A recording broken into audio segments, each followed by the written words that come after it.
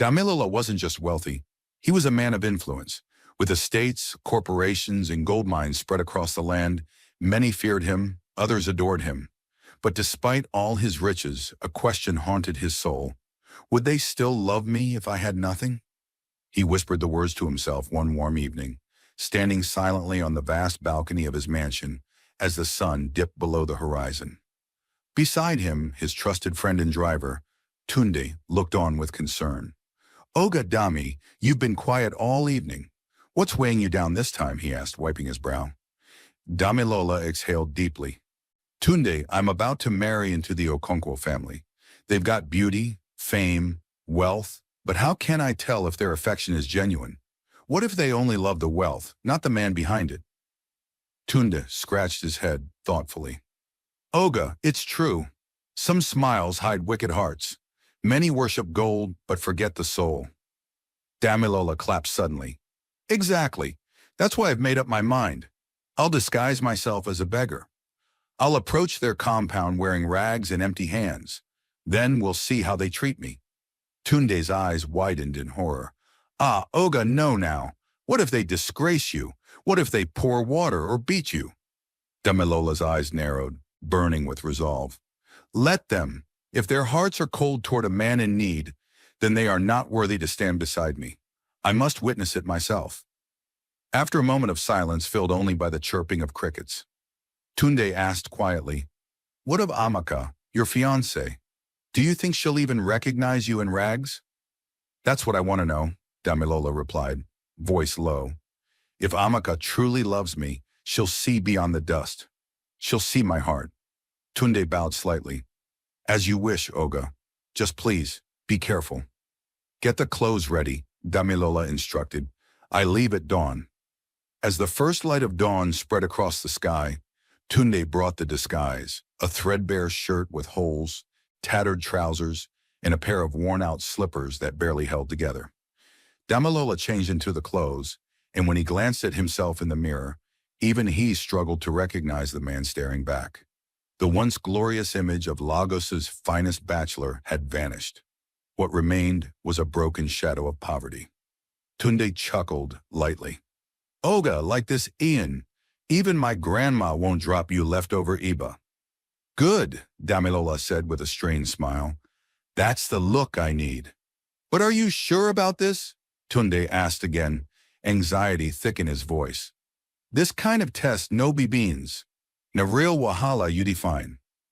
Damilola looked at him, his voice now low but firm. "Tunde, if they welcome me in this state, I will know they have clean hearts. But if they scorn me, then they were never mine to begin with." Tunde nodded slowly, though his eyes betrayed the fear he still carried.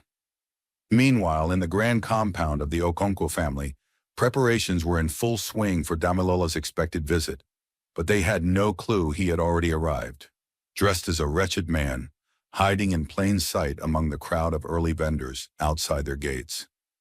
Inside the house, Amaka, Damilola's fiancée, stood before a mirror wrapped in a glittering gold lace wrapper. She twisted her lips smugly and admired herself in the reflection. "Mama, once I marry Damilola, this whole dusty village can kiss me goodbye," she boasted loudly. Her mother, Mama Amaka, gave a slow, satisfied chuckle. "My daughter, you are sharp. Damilola's fortune is our escape from this mud. Soon we will drink wine in the city and leave this poverty behind." At that moment, Zainab entered the room quietly. The youngest in the household, she wasn't born of blood, but taken in by the Okonkwos. She was beautiful in a soft, understated way, her eyes kind and voice gentle. But despite her presence in the family, she was treated like little more than a housemaid. "Amaka," Zainab said softly, "do you need help with your necklace?" Amaka turned to her, her face contorted with disgust. "Don't come near me, you dirty girl. You'll spoil my jewelry with your village fingers." Zainab swallowed the insult, bowing her head. "Yes, sister." Amaka rolled her eyes and continued loudly. "Where is that irritating beggar who's been roaming our streets? If I catch him near our house again, I'll pour dirty mop water on his head. People like that don't belong near people like us." From behind the fence, Damilola clenched his jaw. His chest throbbed. This was the woman I wanted to marry? He thought bitterly. Still, he stepped forward, his posture hunched, his voice dry and broken. Please, madam, I haven't eaten in 2 days. Could you spare just a little food? Amaka spun around, eyes blazing. Who allowed this animal into our compound? She shrieked. Zainab, bring dirty water. Let me teach this thing a lesson. Zainab froze. She had just fetched a bowl of clean water for cooking, and her hands trembled as Amaka barked at her. No, please, she whispered. He looks hungry. Let me just give him this. Amaka's rage exploded. Are you mad, Zainab? That thing is lower than a goat. Ignoring the insult, Zainab stepped forward. Her hands shook, but her heart was steady. Please, sir, she said softly, offering the bowl. Drink this. It's all I have, but may it bring you peace. Damilola looked up at her, into her eyes that held no judgment, only compassion. Thank you, kind lady, he murmured. May blessings find you always. From behind, Mama Amaka and Amaka fumed. Stupid girl, Mama Amaka shouted. You feed strangers instead of serving your family? Go and scrub the compound, useless child. Zainab bowed her head, tears escaping her eyes, but she said nothing. Quietly, she turned and walked away, carrying the weight of 1,000 slaps in her heart. Back at his hidden hut, Damilola returned, his steps slow and heavy. Tunde rushed forward. Oga, how did it go? Did they? Damilola's expression was grim. As expected, they treated me like a stray dog. They spat on me. All of them? Tunde asked. Damilola's eyes softened. Not all. There was one, a light in the darkness. Who? Tunde asked quickly. Zainab, the adopted daughter. She gave me water, Tunde, and her eyes. They held no scorn, only kindness. Tunde gave a small nod. Maybe she's the one with the real heart. Damilola looked toward the distant village. Yes, and this is only the beginning. Disguised in rags and carrying nothing but an old sack, Damilola shuffled into the village square. Dust clung to his skin, and his once proud shoulders drooped. He dragged his feet and kept his head low, fully committed to his role as a beggar. The marketplace buzzed with activity, traders yelling out prices, women bargaining over tomatoes, and children weaving through the stalls. But the moment Damilola appeared, the atmosphere shifted. Look this yeah man, a trader shouted, laughing coarsely. Lazy beggar, go find work instead of dirtying our market. An elderly woman hissed and spat on the ground near him. Tufiakwa, you bring nothing but bad luck. Another man stormed over and kicked Damilola's sack aside. No space for useless mouths here, he growled. Though Damilola's heart twisted with every insult, he remained silent. He had to see it through. Suddenly, he spotted Mama Amaka and her daughter Amaka arriving in grand fashion, draped in colorful lace and adorned in gold jewelry, laughter sharp and echoing through the marketplace. They carried baskets filled with spices and silk. Damilola stepped forward, lowering his head. Please, good madam, he said in a raspy, tired voice. Help a hungry man. I haven't eaten in days. Amaka turned with fire in her eyes. You again? She barked. Filthy creature, did I not tell you to stay away?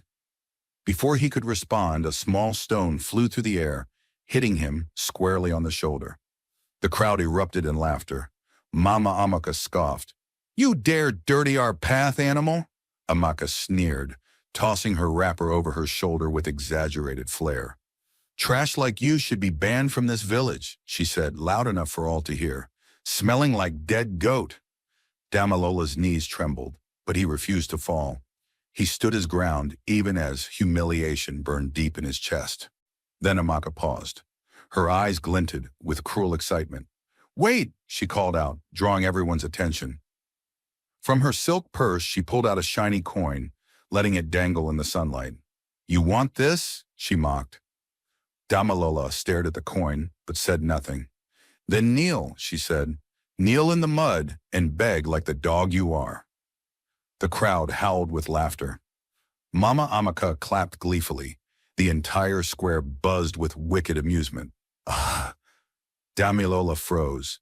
His pride screamed, but he had to see it through. Slowly, painfully, he sank to his knees. His heart cracked with each inch he descended. So this is what she truly is, he thought. Just as Amaka raised the coin above his head, she suddenly dropped it into the mud, letting it sink beneath the filth. "You're not even worth that," she spat, turning her back. Tears welled in Damilola's eyes, but he held them in. Not yet, he told himself. Then, from the shadows, a voice trembled through the chaos. "Stop. Please. Stop." All heads turned as Zainab rushed into the square, her eyes wide with sorrow and courage. "What are you doing here, useless girl?" Amaka scoffed, but Zainab ignored her. She ran straight to Damilola and knelt beside him in the mud. "You don't have to kneel alone," she whispered, her voice breaking. "No one deserves to be treated like this." The marketplace fell into silence. Mama Amaka hissed, "Get away from him, Zainab. You'll catch his disease." "He is not filth," Zainab shot back. "He is a human being." With gentle fingers, she wiped the mud from Damilola's face using the corner of her wrapper. Her hands trembled, but her spirit did not. Damilola stared at her, stunned. "Why are you helping me?" he whispered. Tears streamed down her cheeks. "Because I know what it feels like," she replied, "to be unwanted, to be treated like dirt." The crowd stood motionless, their laughter choked into silence. Even Amaka and Mama Amaka had nothing to say. Zainab then reached into her pocket, pulling out a dry, crumbling piece of bread. "It's all I have," she said, "but please, take it." Damilola's throat tightened. "Thank you," he rasped. She gave a sad smile. Even beggars deserve kindness. And in that moment, Damilola no longer saw a servant. He saw a queen, clothed not in riches, but in a heart full of grace. As Zainab stepped back into the compound of the Okonkwo family, the air felt heavy with tension. The silence was broken only by the loud thump of Mama Amaka's footfall near the entrance, her arms folded and eyes shooting daggers. Beside her stood Amaka, a malicious grin tugging at her lips. "Well, well," Mama Amaka said coldly, her voice sharp as broken glass. "Our little stray has returned." Zainab lowered her gaze, already bracing for what was to come. "You had the audacity to disgrace us in front of the whole village," Mama Amaka shouted, stepping closer with every word. "You chose a filthy beggar over your own family." "I only did what I believed was right, Mama," Zainab answered softly. Before she could say more, a stinging slap crashed across her cheek.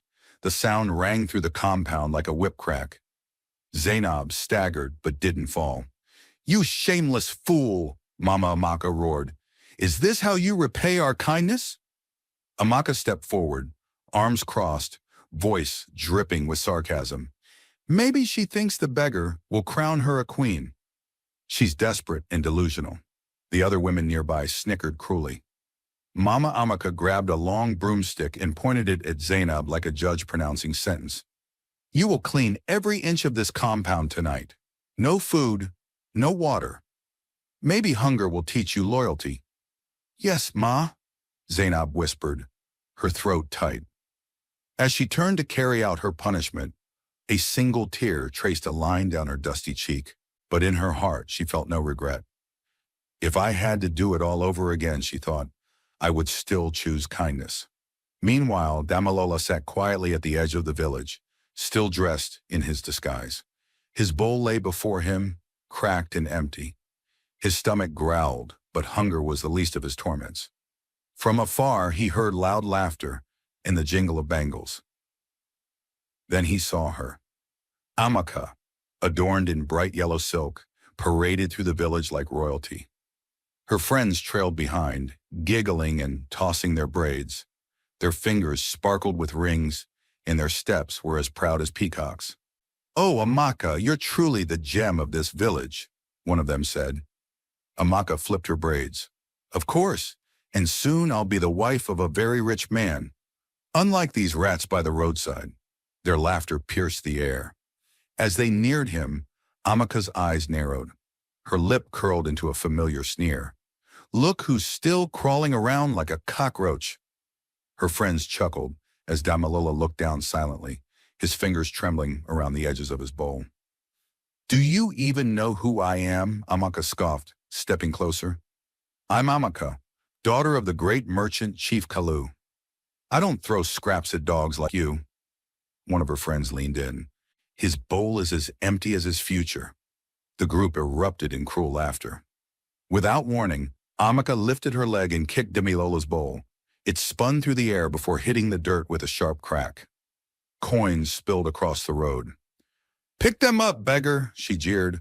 Crawl if you must. That's all you're good for. The tears burned behind Damilola's eyes, but he forced them down.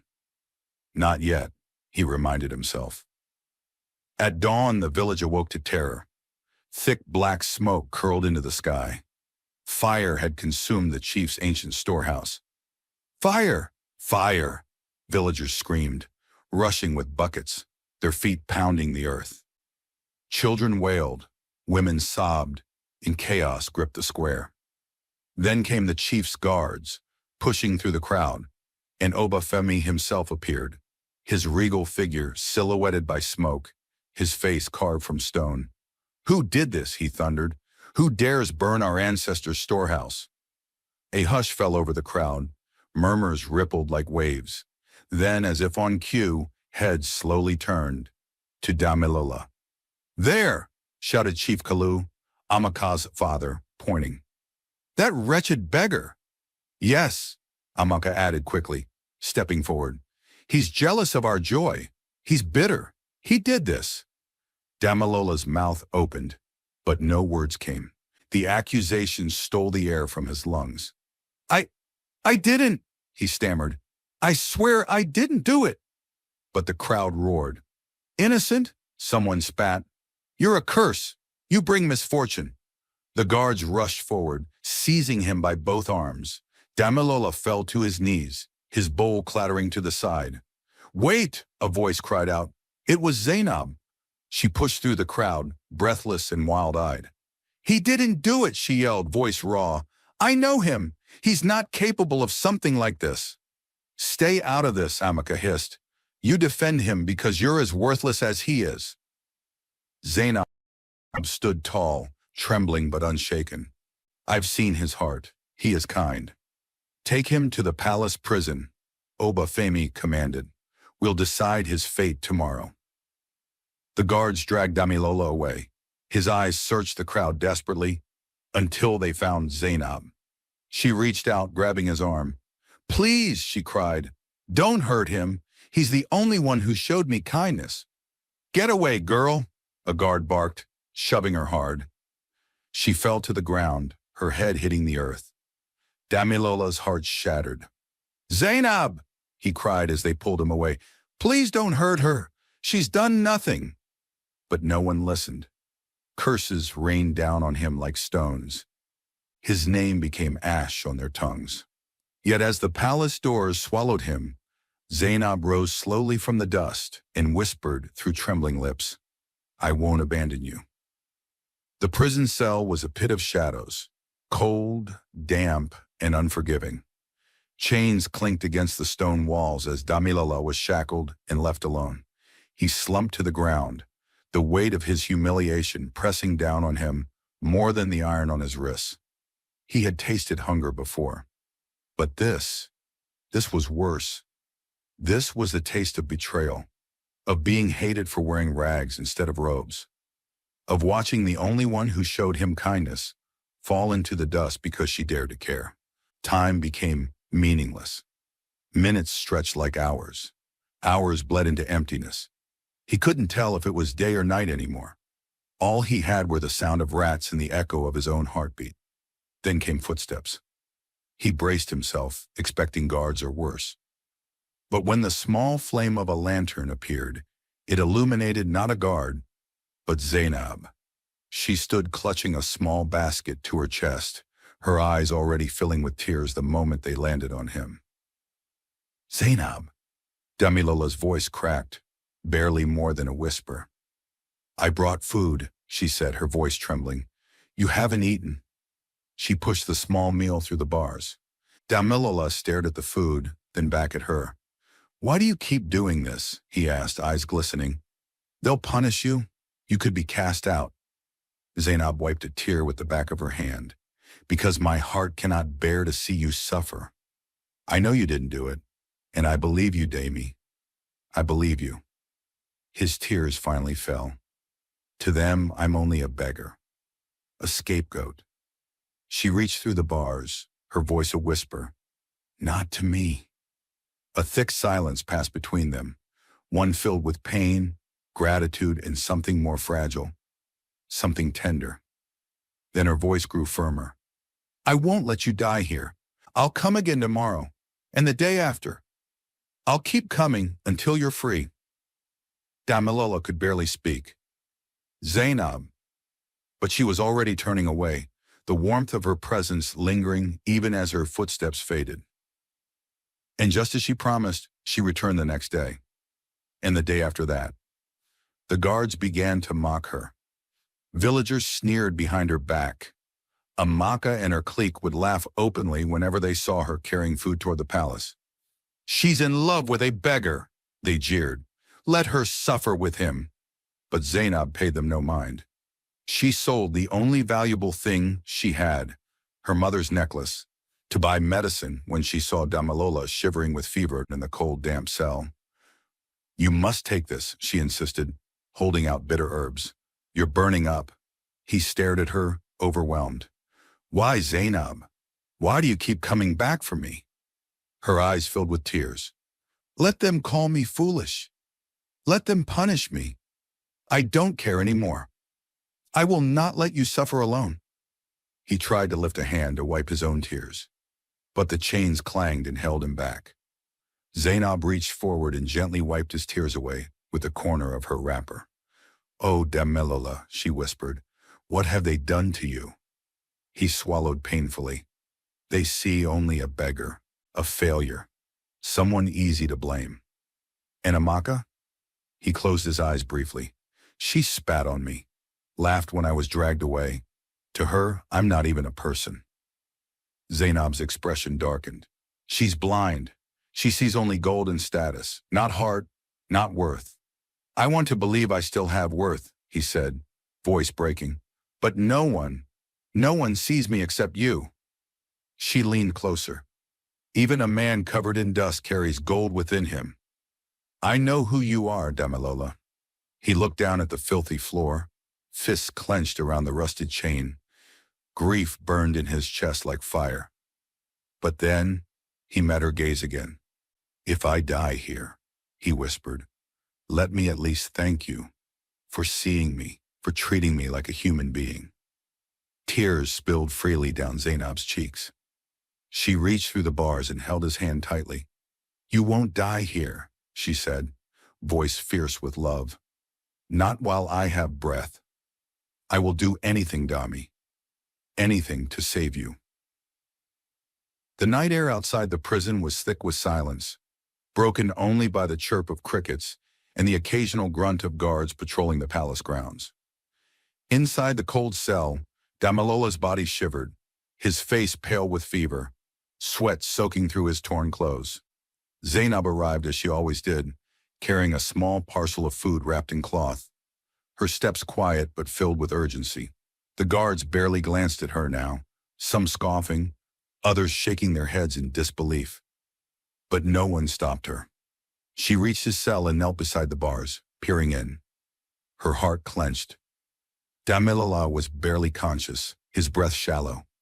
"Hold on, Dami," she whispered, placing a cool cloth across his forehead. "Please hold on." His eyelids fluttered open, and for a moment he stared blankly. Then his gaze sharpened with recognition. "Zainab," he croaked, "you shouldn't be here. They'll punish you." Zainab's eyes stung. Let them strip me of everything. I'd still come." He tried to smile, but the effort drained him. "You're suffering because of me." "No," she said firmly. "I'm here because I choose to be. You are innocent, and I won't let them break you." Just then, footsteps echoed down the corridor. Zainab's heart raced. A guard approached, holding a scroll. He stopped at the cell and looked at her. Samira? Zainab, she corrected, quickly wiping her eyes. The guard unrolled the scroll. There's news, he said. Bandits were captured near the riverbank. During interrogation, they confessed to setting fire to the chief's storehouse. Zainab gasped, her hands flying to her mouth. The guard continued, Damilola is innocent. He's free to go. With a swift twist of keys, the cell door creaked open. Zainab rushed in, dropping the basket and kneeling at Damilola's side. Did you hear that? She whispered, voice trembling. You're free. You can go home. Tears gathered in his eyes, and a weak smile formed on his lips. You did this, he whispered. You saved me. Zainab helped him to his feet, supporting his weight as he leaned on her. Together they stepped out of the dark cell into the light. Outside the palace, the news had already reached the villagers. A crowd gathered in hushed confusion. The same people who had spat and jeered now whispered behind their hands. It wasn't him? We were wrong? Zainab held Damilola upright, her head high as she led him past the gathering. She stopped briefly, her voice calm but piercing. You all turned your backs on an innocent man. But I knew the truth. Damilola looked at her, eyes filled with quiet admiration. You are my light, he murmured. In all this darkness, you were the only one who saw me. Back at the small home he now shared with Tunde, Damilola sat quietly on the porch. The evening breeze kissed his face as he watched Zainab cook by the fire, humming softly to herself. He couldn't hold it in any longer. Zainab, he said, voice soft but serious. She turned, smiling. Yes? There's something I must tell you, something I should have said a long time ago. She set the spoon down and walked closer. What is it, Dami? You look troubled. He hesitated. Then finally he confessed. The life you've seen me live, the poverty, the begging, it wasn't real. I was never truly poor. She blinked, unsure she heard right. What do you mean? I am wealthy, Zainab, very wealthy. I own lands, companies, gold. I came in disguise to see who would love me not for my name, not for my wealth. Her face fell. Zainab took a step back, the hurt dawning slowly across her features. So I was part of your test? No, he stepped forward. You were never just part of anything. You became everything. She turned away, wrapping her arms around herself. You lied to me. You let me believe I was caring for a man who had nothing. I had to know, he pleaded. Please understand, Zainab. It wasn't a game. I needed to know who I could trust. And you gave me hope. But at what cost? She whispered, her voice cracking. I trusted you, believed in you, and now I feel like a fool. She stepped away, the distance between them now wider than ever. I don't know who you are anymore, she said softly. And without another word, she walked into the night, leaving Damilola frozen where he stood, alone again, only this time without his disguise. The days that followed were heavier than prison walls. Zainab didn't speak to Damilola. Not really. If he walked left, she walked right. When he tried to speak, she avoided his eyes. The warmth she once carried for him, the smile that lit her face in the darkest places, was gone, replaced now by cold glances and quiet sorrow. Yet every evening, she still brought him food. Not because she had forgiven him, not yet, but because that's who she was. Tunde, watching the tension unfold, couldn't take it anymore. One afternoon, as he returned from the market and found Damilola sitting silently under the tree by the compound, he approached gently. Oga Dami, he said, why does Madame Zainab now carry sadness like a cloak? Damilola sighed, long and heavy. Because I hurt her. I betrayed her trust. Tunde frowned. But you love her. I do, he said softly, more than anything, but I didn't tell her the truth when it mattered. And now, I might have lost her forever. That evening, when Zainab arrived to drop his meal, Damilola stood at the doorway, waiting. Zainab, please, he said, reaching for her arm. She placed the bowl down without meeting his eyes. Eat before it gets cold. Don't turn away from me. I beg you. Her shoulders tensed. Her hands clutched the edge of her wrapper. I trusted you, Dami, she whispered. I believed in you more than anyone else in this village. And now, I feel like a fool. I never meant to hurt you, he said, voice low. She finally looked at him, eyes shimmering. Intentions don't heal wounds. And with that, she turned and walked away again. Damilola stood there in silence, the ache in his chest growing deeper with every step she took. Meanwhile, word of Damilola's real identity had spread across the village like wildfire. Inside their once busy courtyard, Amaka sat beneath the mango tree, her fists clenched and jaw tight. Her mother, Mama Amaka, sat across from her, equally brooding. How could we not know he was Damilola? Amaka spat, her foot stomping into the sand. All this time I insulted him. Mama Amaka's eyes narrowed. We must fix this. Before it's too late. We cannot let him slip away to that girl. You mean Zainab? Amaka growled. She's nothing. But Mama Amaka leaned in, her voice dark. We'll use the oldest weapon in the book, rumor. We'll whisper through the village that Zainab has been betrothed to another, a respectable trader from the next town.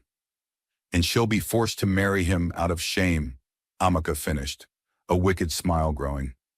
Mama Amaka nodded slowly. Exactly. And Damilola? He'll be too heartbroken to chase after her. That very day, the plan began.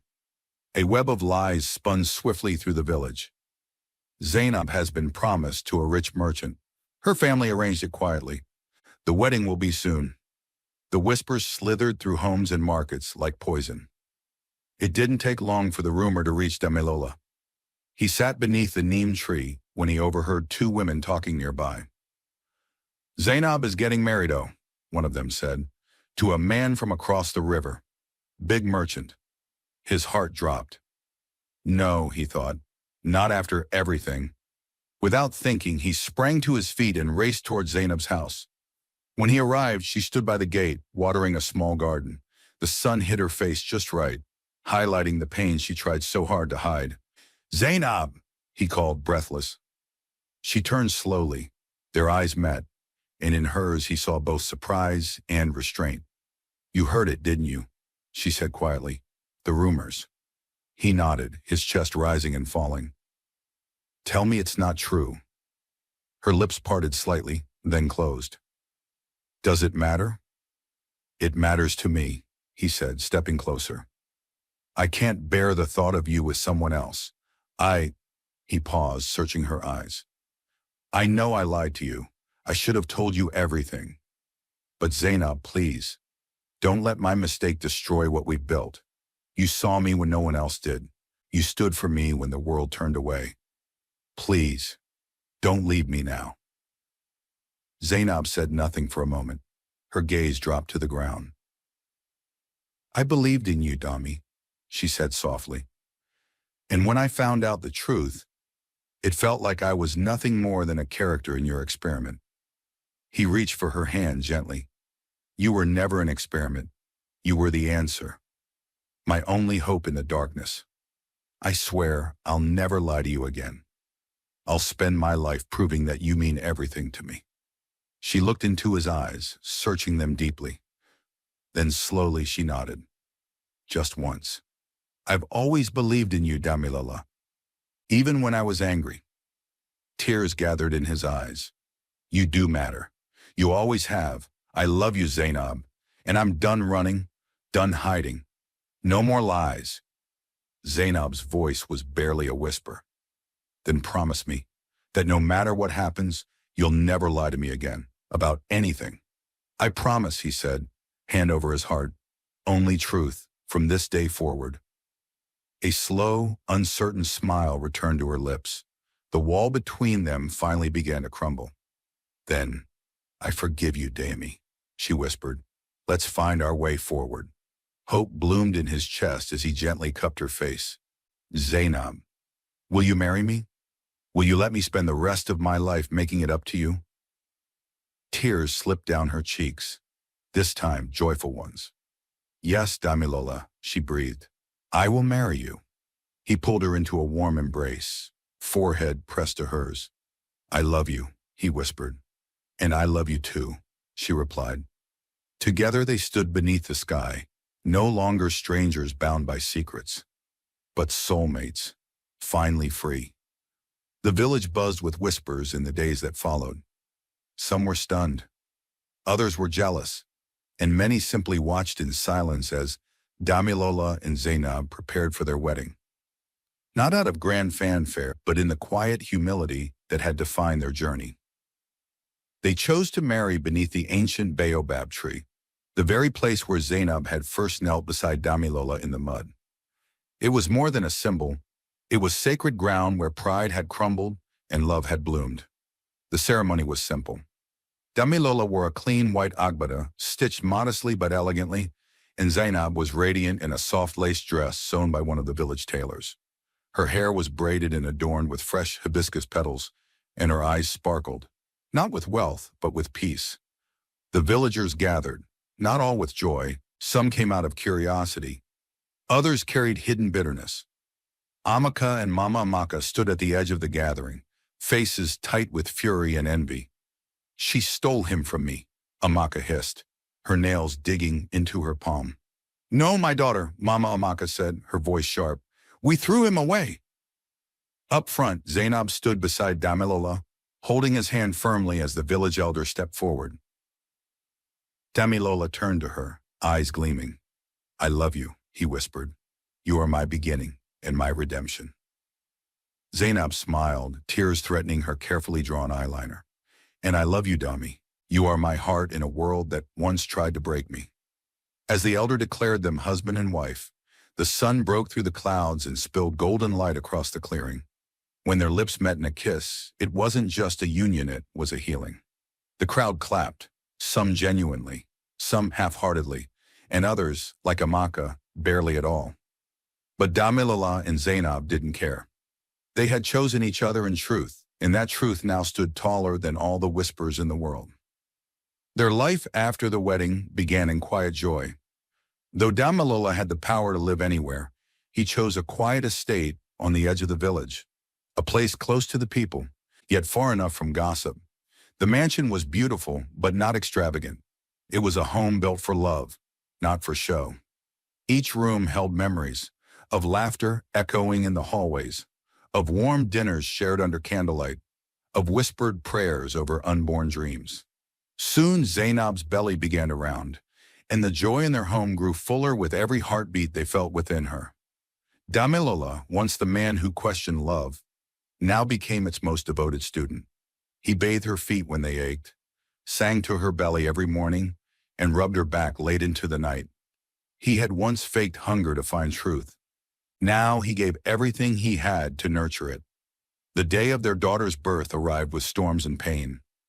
Zainab labored through the night, her cries echoing through the house as Damilola clung to her hand, whispering prayers between sobs. When morning came and her cries softened into calm, the wail of new life filled the room. Their daughter had arrived. They named her Amara, meaning grace, for that was what she had brought into their lives. She has your eyes, Zainab whispered.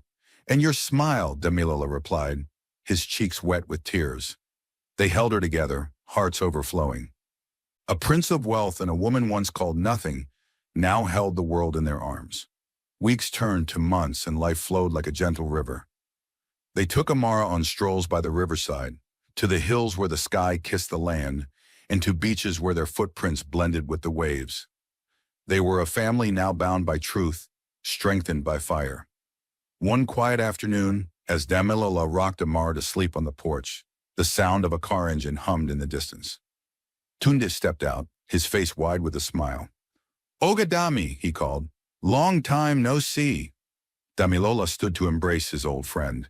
Tunde, my brother, you look well. Zainab came out too, smiling as she handed Tunde a cold drink. Good to see you again, Tunde. They sat and caught up, but Tunde's smile eventually faded. Have you heard about Amaka? Damilola's brow furrowed. No. What happened? Tunde looked down. She got pregnant.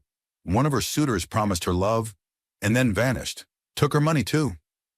Zainab gasped. That's awful. Damilola sighed. No one deserves that kind of betrayal. Even her. Tunde nodded. Some people never change. But you built something real. Zainab reached for Damilola's hand. We've been through fire, but we came out gold. He smiled at her. You've always been gold to me. Tunde rose to leave, placing a hand on Damilola's shoulder. Take care of your family, my friend. Don't ever forget where you came from. Damilola nodded solemnly. I won't. As Tunde walked away, Damilola turned to look at Zainab and their baby girl. They had nothing left to prove. No more disguises, no more lies. Just a future full of grace. The days rolled into weeks and weeks into peaceful months. In the quiet corners of their home, laughter often echoed as little Amara learned to smile, then giggle, and then wrap her tiny fingers around her parents' hearts. Zainab's gentle lullabies and Damilola's deep, soothing voice made the walls of their mansion feel like more than just stone. They were sanctuary. Each morning, Damilola would wake before the sun, slip into the nursery and whisper, You are our miracle, Amara. You carry the grace that saved your father. And when Zainab joined him, sleepy-eyed and glowing, he would kiss her hand like a man forever grateful to love and be loved. Their world was far from perfect, but it was whole. They never forgot how it all began. Sometimes they would sit by the baobab tree, where they'd exchange vows, holding hands in silence, remembering the mud, the stares, the insults. But more than anything, they remembered the strength that grew between them in that storm. One cool evening, as a breeze swept through the garden and Amara played nearby with flowers in her curls, Damilola turned to Zainab with a thought heavy on his heart. Do you ever think about what could have been? He asked. Zainab looked up, curious. What do you mean? He shrugged, gazing into the horizon. If I had never disguised myself, if I had walked into the Okonkwo compound dressed in gold and pride, would you have ever seen me? Would I have ever seen you? Zainab smiled gently. Maybe not, but love always finds its way, Dami, even through the ugliest disguises. He chuckled, taking her hand. That day in the market, when you knelt beside me in the mud, you gave me more than water, Zainab. You gave me worth. Her eyes shimmered. And you gave me a voice, a place in a world that always told me I was less. They sat there in silence watching Amara play, pure, innocent, the living proof that love, when tested and tried, comes out unbreakable. But the village had not forgotten either. Though many avoided eye contact when they saw Damilola, some now greeted him with forced respect. Others, those who once spat at him, kept their distance, their guilt still heavy. As for Amaka and Mama Amaka, their fall from grace was quiet but harsh. With no more suitors and no wealth to lure them back into high society, they lived in shame, avoided by even those who once bowed to them. Amaka no longer walked with her head held high. She passed by people like a ghost, barefoot and swollen with regret. Mama Amaka, once sharp-tongued, now spent her days staring blankly into space, murmuring about what could have been. But Damilola and Zainab held no grudge. We leave the past behind, Zainab would say. We've got joy now and peace. That's enough. And Damilola always agreed. Let the bitterness rot where it was planted. We'll water only love. One night, as a gentle rain tapped on their windows and Amara slept between them, Damilola turned on his side and whispered, Thank you for not giving up on me. Zainab, eyes closed but smiling, whispered back, Thank you for finally telling the truth. They lay there in peace, wrapped in quiet warmth, their hands entwined under the blanket. Outside, the world spun, people changed, gossip lived. But in their home, all was still and safe, and they had passed through poverty, pretended pain, public humiliation, and near betrayal. But in the end, they had found something many never would, love that could withstand fire and still bloom.